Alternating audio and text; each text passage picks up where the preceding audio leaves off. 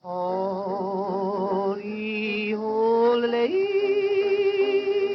holy lady, oh lady.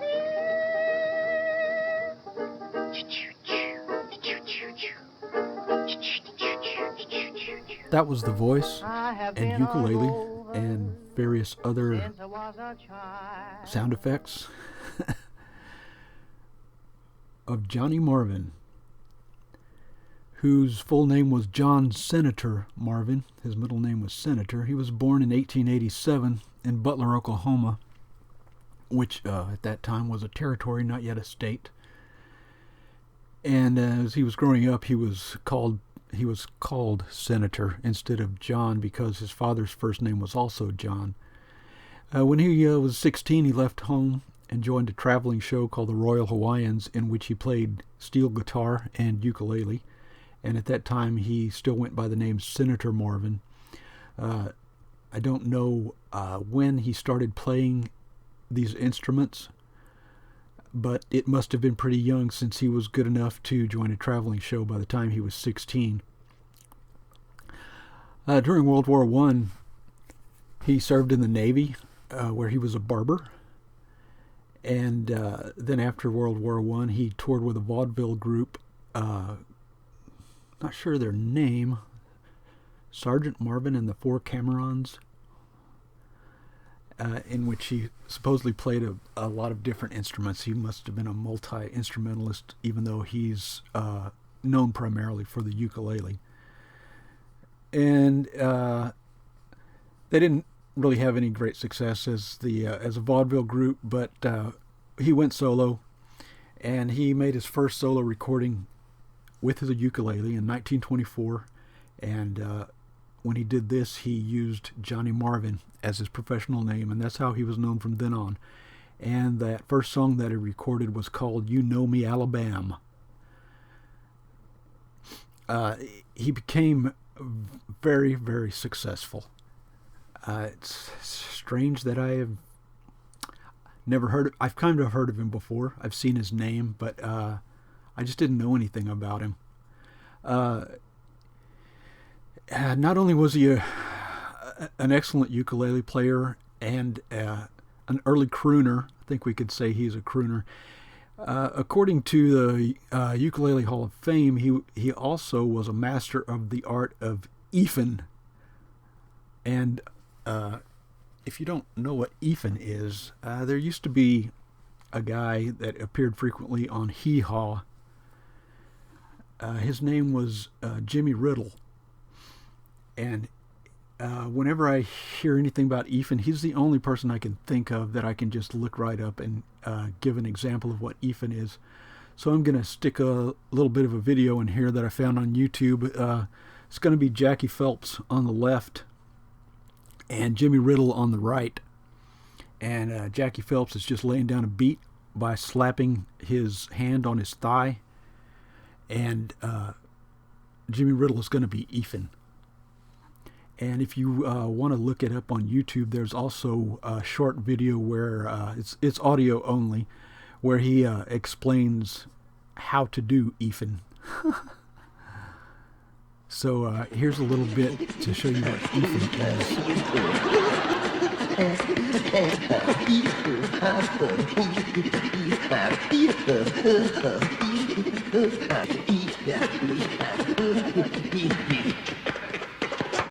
Okay.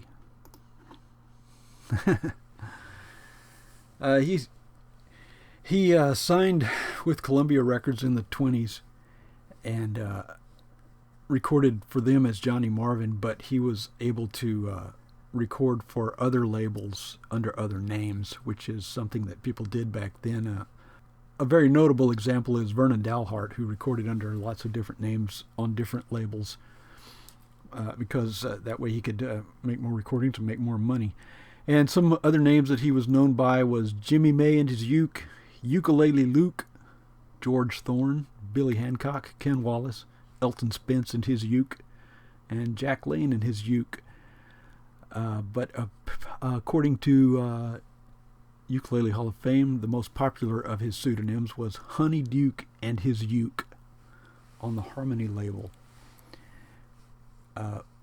However, he also recorded some songs for Edison, under which he used his real name of Johnny Marvin. In 1926, he appeared on Broadway in a play called Honeymoon Lane, playing and singing tunes from the show in the role of Honeyduke, as in Honeyduke and his uke. And that was also quite successful for him. He tried to sign a promotional deal with Martin Ukuleles. Here's a picture of him that I think is, he's holding, or he has draped about him, a bunch of different Martin models, and the guy next to him I think is probably a company representative. But it fell through. He was never able to come through with a deal with Martin. So he signed with the Harmony Company, the Harmony Musical Company, Harmony Musical Instruments Company of Chicago, and they produced two signature ukuleles for Johnny Marvin. At the time, they were called tenors, but we would now call them concerts. They weren't as big as what we would now call a tenor. They were concert sized, what we would call a concert. And here's an old ad for them. The one on the left is the mahogany model. It's $15, which adjusted for inflation would be about $240 now. So that sounds about right. And the one on the right was made of koa and sold for $25, which in today's money would be about $425. So that seems about right for what they would cost. At some point, he became good friends with Gene Autry. Not sure exactly how that happened, but it did at some point. And in 1930, Johnny Marvin introduced Autry to his friend Art Satherley, who worked for the American Record Corporation, and that supposedly launched Autry's career. And then when Autry became a super famous movie star, as he did, he brought Johnny Marvin and Johnny's brother Frankie, who was also a musician but not as famous. He brought them into many of his pictures in his movies, and they appeared in many of his Western movies, although apparently they were never credited. I guess they were background performers or something. And Johnny Marvin wrote lots of songs for Gene Autry to use in his movies, and he also wrote, he was not only a performer, he was a composer and a lyricist, and he provided songs for, according to Wikipedia, more than 50 movies and television shows. During World War II, he joined the USO and toured entertaining troops. And unfortunately, in 1943, when he was in Papua, which I think is now called Papua New Guinea, he came down with dengue fever, and he had at some point converted to Christian Science, so he did not get any medical treatment for it, and he returned home, and according to different sources, I can't tell, either in 1944 or 1945, he died at only the age of 47. I'm not going to look up on IMDb and see all the movies that he's in, but I did go to In Harmony and just look his name up to see what we could find here, and yeah, there's a long listing. None of the songs are old enough to be in public domain to have been posted here, although I have a couple of his songs that I know from different sources.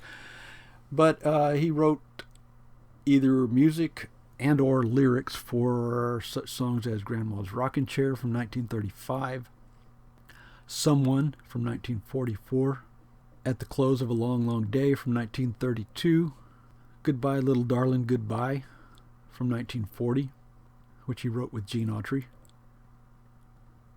and Old November Moon He wrote the words for that. Gene Autry wrote the music, and that's one song that I have covered and posted in this group. And then he also wrote, I noticed, Dust. He was the lyricist and composer for Dust, which was a song that it's always stuck in my head because it doesn't sound like a song from that time, but it was performed by the Sons of the Pioneers back when it was called Roy. Well, it wasn't Roy Rogers. He wasn't Roy Rogers yet. He was still Leonard Sly with the Sons of the Pioneers in 1938, before Roy Rogers became Roy Rogers and got really famous. And it's I have recorded that.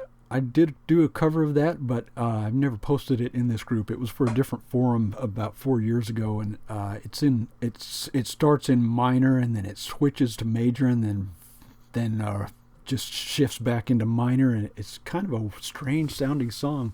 It goes something like dust, dust, dust in the skies, dust on the trail, dust in my eyes. That's how it starts. I think that's about all I have about him. I'm going to try to edit this with a bunch of pictures that go along with what I've been saying. And I just wanted to cover him because I saw him on the cover of this sheet music holding a ukulele, so I thought I'd look him up and see what I could find about him. And boy, he did a lot of stuff in his short life. And he was very famous during his time, even though he seems to be kind of a forgotten person now. And also I discovered that there's a Ukulele Hall of Fame. They haven't inducted anybody since 2012, but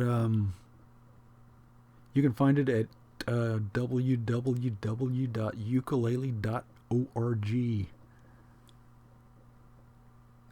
and see what you can see there. It looks like a good reference point for a lot of these old guys. And I started out with a little clip from Breezing Along with the Breeze, which he recorded, and I'll just finish up here with a little bit more of that. Breezing Along with the Breeze. Johnny Marvin, you might be able to hear he does some pretty decent mouth trumpet too. He was good at a lot of stuff. Johnny Marvin.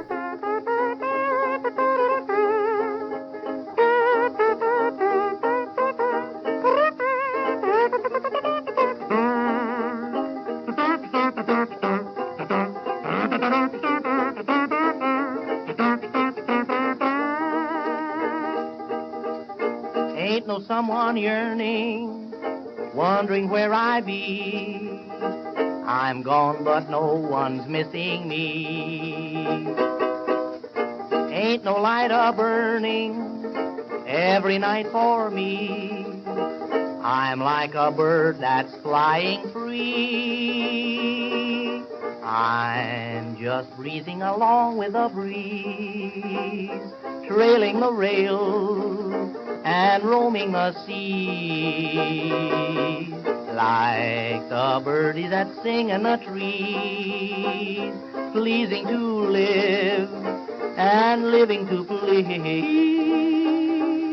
The sky is the only roof I have over my head, and when I'm weary, Mother Nature makes me a bed.